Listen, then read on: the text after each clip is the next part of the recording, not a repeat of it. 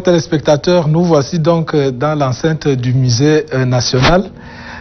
Nous allons découvrir en ce moment les merveilles du patrimoine culturel et naturel du Tchad. Il y a sur place un spécialiste qui nous attend, qui va donc nous en dire beaucoup plus. Suivez-moi. Bonjour monsieur Koumde Mbaïsoubam. Je précise que vous êtes chef de service animation des expositions et actions éducatives au musée national. Merci de nous recevoir chez vous. Merci.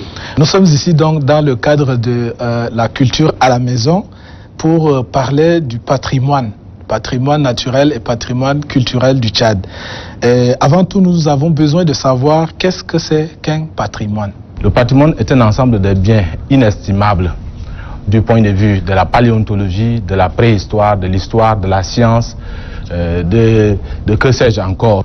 Le patrimoine est en quelque sorte la marque identitaire d'une communauté, d'un peuple ou de toute l'humanité. Est-ce que nous pouvons savoir ce qui compose le patrimoine? Évidemment, le patrimoine est composé de deux facettes.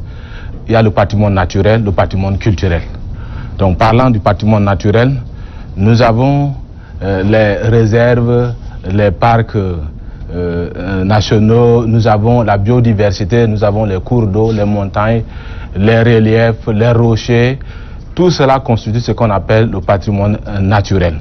Tandis que le patrimoine culturel est un ensemble de biens matériels que l'on peut toucher, que l'on peut manipuler ou déplacer. Et il y a d'autres qu'on ne peut pas aussi les déplacer. Donc le groupe du patrimoine culturel est subdivisé encore en deux groupes. Le patrimoine culturel matériel qu'on peut prendre, qu'on peut manipuler, déplacer, et le patrimoine culturel immatériel qu'on le sent seulement, qu'on ne peut pas le déplacer. S'agissant du patrimoine culturel matériel, nous avons des objets ici, nous avons le rocher, tout ça. C'est le patrimoine culturel qui est matériel, qu'on peut toucher, qu'on peut palper. Nous avons aussi le bâtiment. La technique qui est utilisée pour réaliser le bâtiment est un patrimoine culturel qui est là, qu'on peut le regarder, on ne peut pas toucher. Et dans le patrimoine culturel immatériel, il y a matériel tangible, matériel intangible. Dans le groupe de matériel tangible, nous avons par exemple les contes, les légendes, la tradition orale, les devinettes, tout ça, c'est le patrimoine culturel immatériel tangible. Il y a le patrimoine culturel immatériel intangible qu'on ne peut pas toucher, mais qu'on le sent. Par exemple, les croyances, les divinités, les rites traditionnels, les coutumes, les cultes, les divinités, ce qu'on ne peut pas toucher, mais qu'on le sent quand vous êtes là en présence du patrimoine culturel immatériel, intangible, là, vous aurez des frissons. Donc voilà d'une manière brève les différentes composantes du patrimoine. Ok. Alors, on entend parler généralement de patrimoine mondial de l'humanité. Qu'est-ce que renferme cette notion? Le patrimoine mondial est un ensemble de biens, je le dirais toujours, inestimable, irremplaçable, qui n'appartient non seulement au pays où le bien se retrouve, mais à toute une communauté. Et que les biens qui sont inscrits au patrimoine mondial obéissent ou bien répondent à au moins un des 10 critères de proposition d'inscription. Donc on ne se lève pas comme ça pour inscrire un bien, mais il va falloir un mécanisme, une procédure à suivre. Donc il va falloir que votre bien là obéisse au moins à un des 10 critères. Quels sont-ils les critères? Bon, il y a les critères 1 à 10, c'est-à-dire c'est de prouver à ce qu'on sache que votre œuvre là, le critère 1 dit que c'est un chef-d'œuvre, il n'y a pas son égal quelque part. Vous devez prouver, apporter de l'argumentaire pour dire que ce que vous avez réalisé là, c'est un chef-d'œuvre. Ou bien c'est une culture qui avait disparu que vous voulez le faire renaître. Par exemple, du côté de la nature, vous devez prouver que votre bien là est un bien exceptionnel sur le plan de la beauté. Par exemple, les lacs de Nyanga ont été inscrits à partir du critère 7 qui est la beauté exceptionnelle. Vous avez quelque chose que vous devez apporter, la plus-value à ce qui existe dans le patrimoine mondial. Donc, je dirais encore que ces biens qui sont inscrits au patrimoine mondial ont chacun une valeur universelle exceptionnelle. Il n'y en a nulle part ailleurs. C'est comme ça qu'on le dit, qui transcende les frontières. Donc vous devez comparer votre bien là aux autres biens qui sont déjà inscrits ou qui ne sont pas inscrits, mais vous devez montrer votre plus-value. Qu'est-ce que vous apportez de neuf à la communauté internationale? Donc ces critères, la valeur universelle exceptionnelle est aussi basée sur 3 piliers. La justification des critères, je vous ai dit que c'est les critères. Donc la justification des critères, il va falloir argumenter, prouver que ce que vous avez est vrai et que ça dépasse ce que la communauté internationale a déjà. Donc ça va renforcer le bien qui existe déjà là-bas.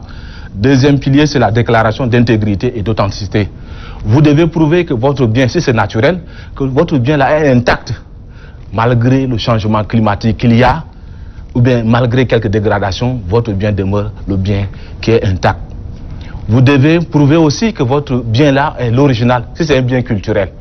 Donc vous devez prouver que votre bien, si c'est un bâtiment, c'est le matériau qu'on a utilisé pour construire au départ là qui reste encore. S'il y avait des modifications, vous devez laisser aller, mais prouver que ces modifications n'entament rien à l'authenticité de votre bien. Et si c'est un bien mixte, le cas de Massif de l'Enedi, donc vous devez prouver la valeur intègre sur le plan nature, vous devez prouver l'authenticité sur le plan culture. Et le troisième pilier, c'est que vous devez parler de la protection. Vous devez parler de la protection parce que le mécanisme de protection et le mécanisme de gestion qui doit être fonctionnel pour pérenniser votre bien qui est inscrit au patrimoine mondial. Okay. Donc il y en a 10 critères dont nous n'allons pas tous les citer. Est-ce qu'au Tchad, il y a donc des patrimoines qui ont été inscrits sur ce que vous appelez le patrimoine mondial? Oui, le Tchad a pu inscrire 2 de ces sites sur la liste du patrimoine mondial. Mais avant d'en arriver, je vais parler brièvement de la liste indicative. La liste indicative, c'est le passage obligé pour tout dossier de proposition d'inscription. Si vous n'avez pas votre bien inscrit sur la liste indicative de votre pays, vous n'allez pas faire une proposition. Beaucoup de gens nous parlent de pourquoi ne pas travailler le dossier de proposition d'inscription de Lac Léré parce qu'il y a des Lamentins là. Mais Lac Léré ne figure pas sur la liste indicative du Tchad. Donc il y a 9 sites qui sont inscrits sur la liste indicative du Tchad. Comment ça se passe? Quels sont les processus pour inscrire sur cette liste-là indicative? Bon, ça dépend de l'État parti. Il va falloir réunir des spécialistes de la nature, de la culture. Vous devez vous mettre ensemble. Chacun devait présenter un site que vous devez voir. Ce site-là, avec quels critères ça va fonctionner? Donc vous devez faire ça et vous devez prouver aussi sa valeur universelle exceptionnelle. Donc c'est le choix, c'est-à-dire c'est le libre choix à l'État parti de le faire. Vous avez la possibilité de modifier votre liste indicative autant de fois. Le Tchad en a fait sortir sa liste indicative depuis 2005. Jusque-là, ça traîne. On a des projets qui sont là, qui n'arrivent pas à aboutir. Mais j'ose espérer que bientôt les Gaoui, Lac Léré doivent être sur la liste indicative pour que plus tard des gens puissent faire le dossier de proposition d'inscription. Vous avez dit que quels sont les sites qui sont inscrits au patrimoine mondial tchadien. Je vais citer les lacs d'Ounyanga, qui est un complexe de 18 lacs interconnectés repartis en 2 groupes, Ounyanga Kébir, Ounyanga Saker, qui est inscrit en 2012 lors de la session du comité du patrimoine mondial à Saint-Pétersbourg en Russie. Et le deuxième site, c'est le site Massif de l'Enedi, qui est un site mixte. C'est la région d'Arché. Sur la liste indicative, le site porte le nom de la région d'Arché. Pour la proposition, le site a changé de nom. On l'appelle maintenant Massif de l'Enedi. Donc vous avez les images là. Là, c'est la nature. Et vous avez le volet culture là. Et là, c'est le rocher. Tout ce complexe-là qui avait fait à ce qu'on a prouvé que ce site fait partie des merveilles du monde. C'est ainsi que ce site-là est inscrit sur la liste du patrimoine mondial avec une appellation de site mixte qui est à la fois nature et culture. Vous avez cité le lac Léré qui ne serait peut-être pas encore sur la liste. Est-ce qu'il y en a d'autres encore? Il y en a plein. Moi, j'ai parlé du Tchad qui dispose d'un potentiel patrimonial très riche et diversifié. Et il y a des gens qui viennent là, les experts viennent, ils disent que si ça dépendait d'eux d'inscrire le Tchad là, d'inscrire le lac du Nyanga seulement, ils allaient inscrire tout le Tchad sur la liste du patrimoine mondial. tout est à voir, tout est à admirer. Nous citerons par exemple le parc national de Zakouma, qui est une destination merveilleuse que des gens viennent là. Nous avons par exemple le lac Tchad qui est maintenant dans le processus, dans le paille d'inscription. Nous avons Gaoui, le village Sao, Kotoko de Gaoui là. Les sites Sao aussi, il y en a plein. Nous avons les Mandaï, nous avons les Béram, tout ça. Des sites qui sont là, extraordinaires, qu'il va falloir travailler pour les inscrire sur la liste indicative et mettre un peu d'attention ou de moyens pour qu'on puisse préparer leur proposition d'inscription. Donc, il y en a tellement nombreux qu'on ne peut pas tout lister ici. Il y a ce qu'on appelle patrimoine mondial ou un patrimoine de l'UNESCO. Est-ce que c'est la même appellation? Non, il n'y a pas le patrimoine de l'UNESCO. Il n'y en a pas. C'est par abus de langage seulement. On dit la liste du patrimoine mondial de l'humanité. C'est de l'humanité, ça n'appartient pas à l'UNESCO. C'est à toute l'humanité. Donc c'est le patrimoine de l'humanité au lieu du patrimoine de l'UNESCO. Donc l'appellation c'est la liste du patrimoine mondial de l'humanité. C'est-à-dire ce bien n'appartient pas seulement à l'UNESCO. Si on disait le patrimoine de l'UNESCO, on se met en retrait. Qu'on n'est pas dans l'UNESCO, donc on se met en retrait, mais c'est le patrimoine mondial de l'humanité. Alors, vous venez de parler tout à l'heure de protection. Hein? Mais est-ce que nos sites-là, est-ce qu'ils sont protégés? Est-ce que les sites qui sont touristiques, est-ce qu'ils ne sont pas envahis? Est-ce qu'ils ne sont pas en voie de destruction par la population et tout cela? Oui, un site là, l'intérêt de son inscription, c'est cela. Parce que c'est pas vous seulement qui devez assurer la protection ou la conservation, mais vous avez l'humanité qui est avec vous. Donc les sites inscrits au patrimoine mondial, des visites guidées, c'est des visites guidées responsables. Il n'y a pas de débordement. Mais le cas du Tchad, beaucoup de sites sont vandalisés. Il n'y a pas de respect. Avant, on prenait les sites Sao comme le cimetière de Sao. Donc le Tchadien a le respect pour les morts. Mais maintenant, on vandalise les sites Sao, on prélève de la terre là. Il semblerait que c'est très bon pour l'entretien des jardins, qu'on prélève pour le jardinage. Donc, il y a tellement des actes de vandalisme. On avait parlé aussi de Massé de l'Enedi. Une fois inscrit seulement, les gens sont allés faire des graffitis.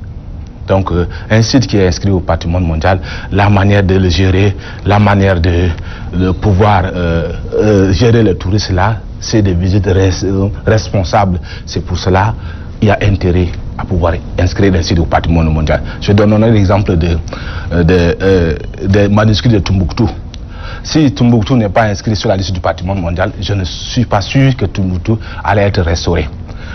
Tombouctou a été vandalisé par des djihadistes et l'État malien avait pris le courage de demander au centre du patrimoine mondial de placer ce site-là sur la liste du patrimoine en péril.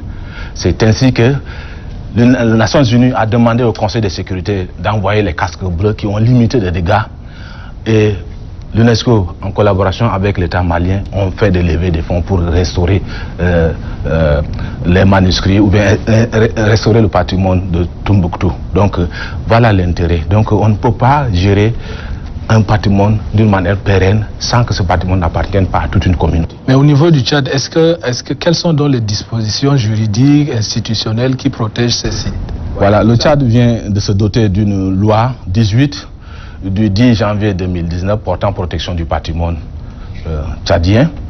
Il y a aussi le décret, l'institution, le décret 1540 plutôt, du 28 août 2018 portant organigramme du ministère du développement touristique, de la culture et de l'artisanat, où il y a une direction là, direction du patrimoine et de gestion des sites classés, qui a pour tâche de protéger, bien étant donné que les moyens lui font défaut, mais elle veille à cela.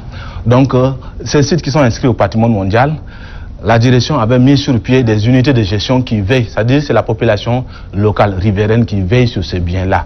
Donc, à l'heure actuelle, c'est ce mécanisme de gestion qui n'est pas au point, mais qui est là, qui fait à ce que les sites-là soient encore sur la liste du patrimoine mondial. Parce que inscrire un bien sur la liste du patrimoine mondial n'est pas une fin en soi, mais c'est une lourde responsabilité. L'État doit veiller à ce que ce bien-là soit pérenne. L'État doit produire des rapports périodiques. Chaque 6 mois, chaque 6 ans, l'État doit produire des rapports périodiques et chaque 2 ans, l'État doit produire le rapport sur l'état de conservation. Qu'est-ce qui a été réalisé en termes de conservation, en termes de protection, en termes de développement du tourisme, pour que les gens regardent avec vous. Si vous avez déraillé quelque part, on vous dira que non, cette activité que vous entretenez autour du site là, d'un moment à un autre, ça va jouer sur votre site.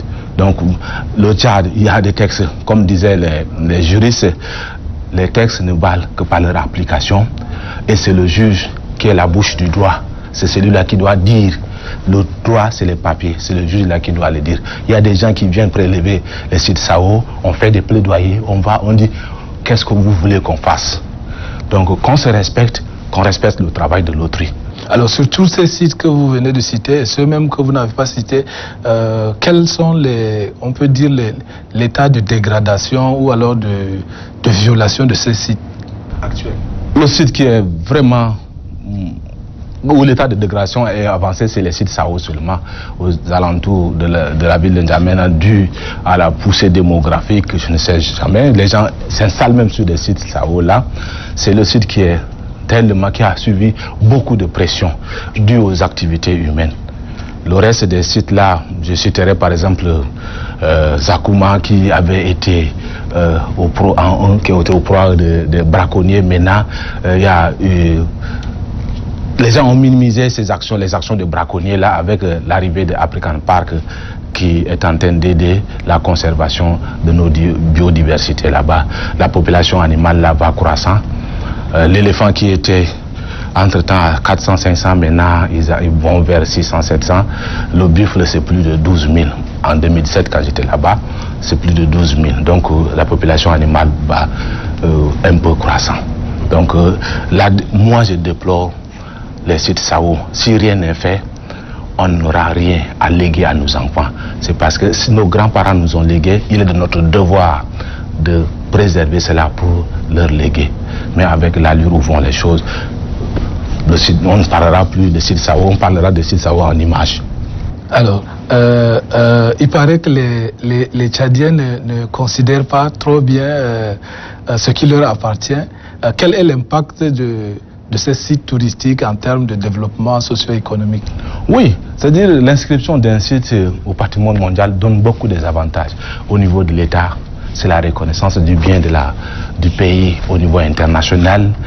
Il y a aussi le renforcement des capacités, l'expérience aussi. Le Tchad est compté c'était comme laboratoire des dossiers de proposition de dossiers d'inscription. C'est ce que les gens nous disent souvent. Le Tchad est devenu un laboratoire.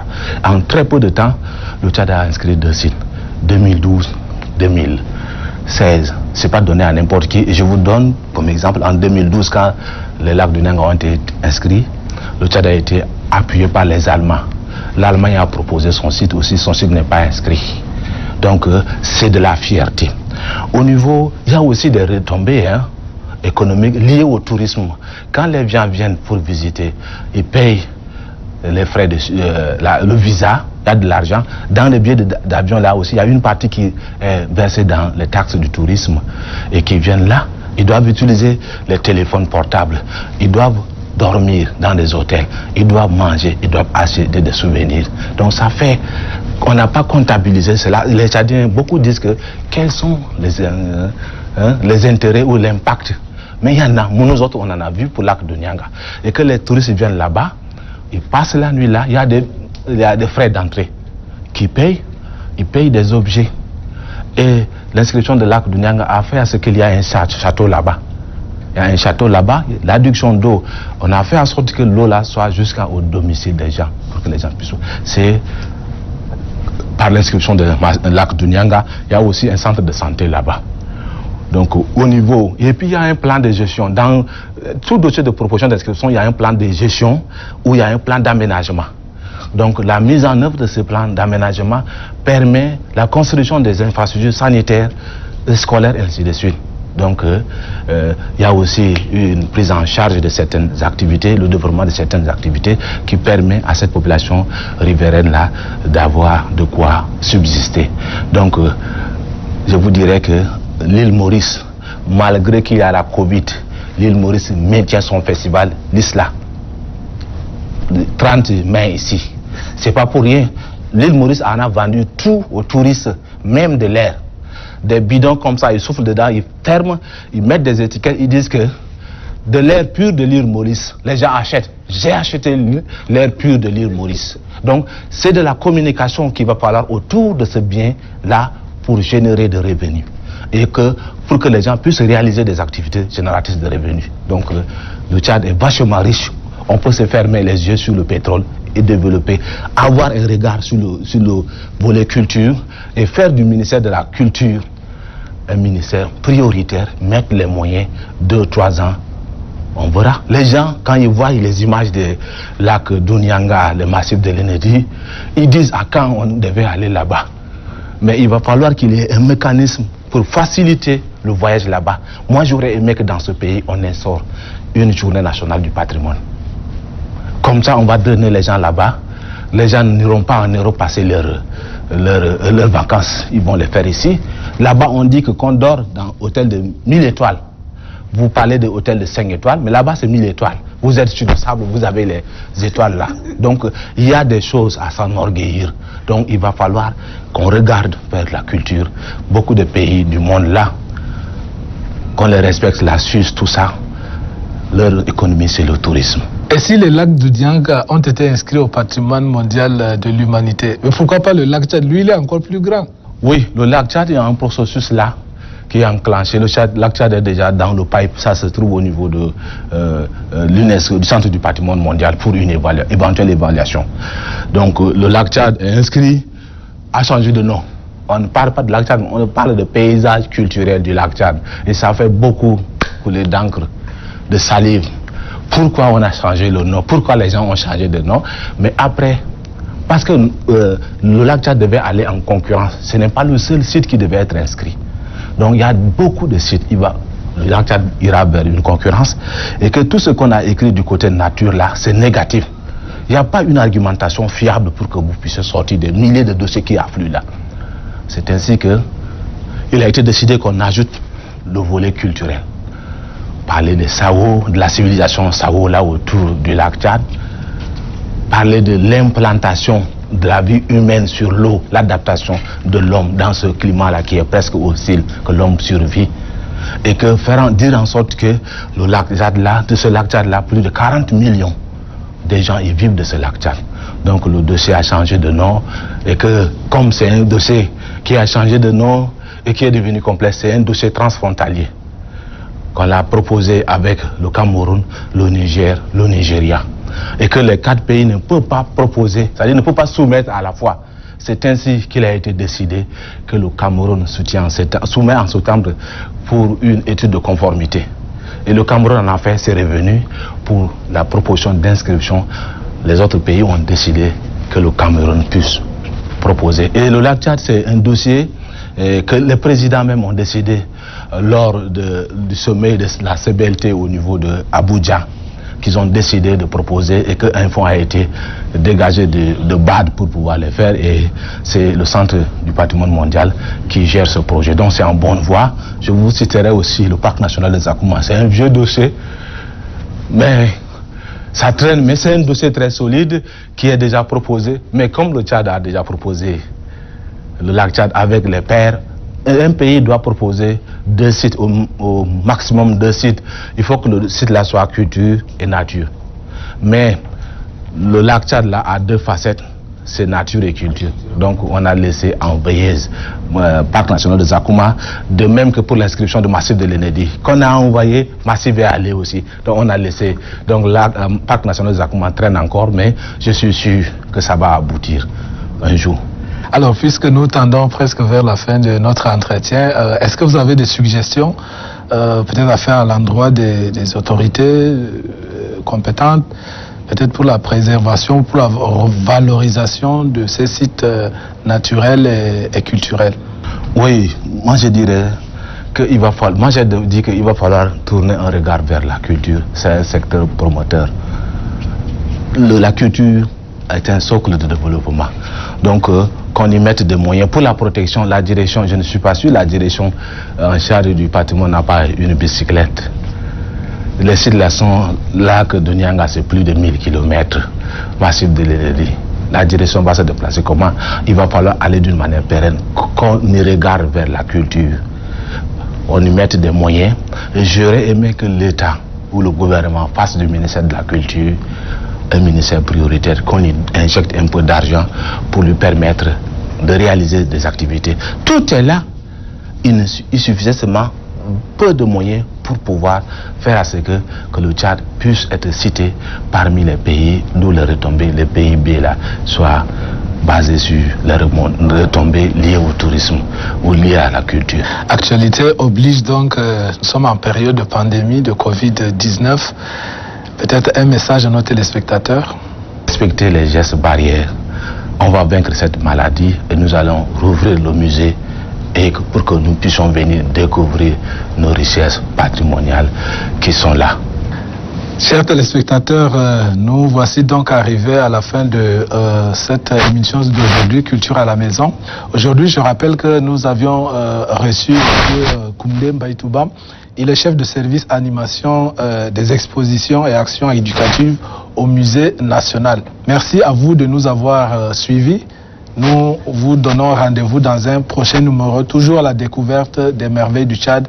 Mais d'ici là, soyez prudents, prenez soin de vous, protégez-vous et protégez vos proches. Et continuez surtout à regarder nos programmes sur Télé Tchad. Au revoir.